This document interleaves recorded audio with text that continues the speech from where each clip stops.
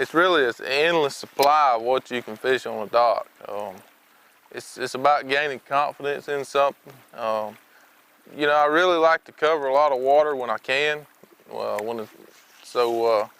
Moving baits really help you do that.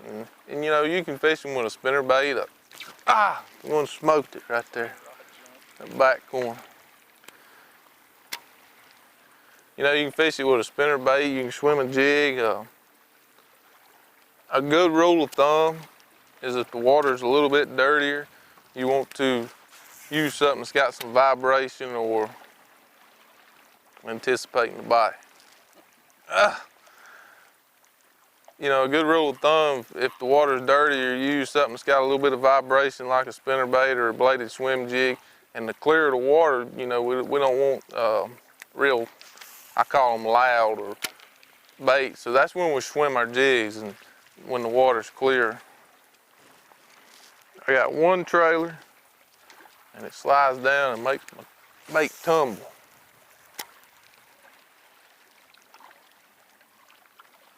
He hit it pretty hard.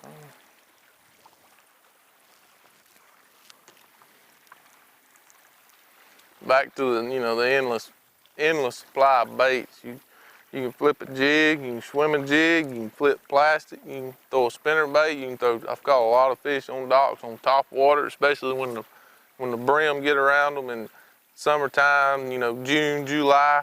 A lot of brim get around the docks and they eating little flies and algae and stuff, and you hear them popping, and that time you can catch a lot of fish on top water around the docks. So there's an endless supply of baits you can fish on docks and an endless you know, possibilities of what type of dock or where the dock's at that they can be on.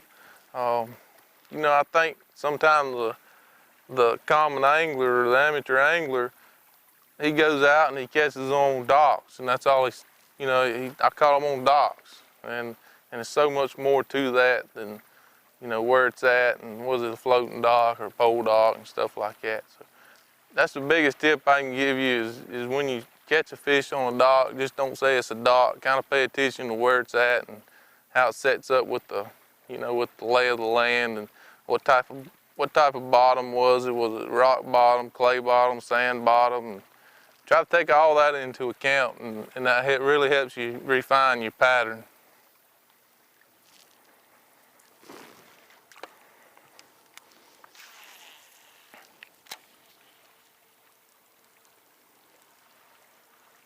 I hadn't made it this far yet. I'm gonna catch one right here.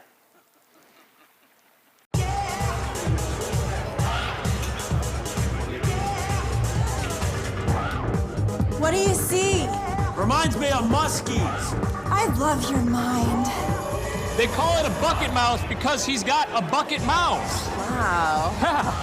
I just want to tell you, I've been slaying the walleye lately. That is so hot. Ever bump the stump? Suffix 832, the line that changes the game.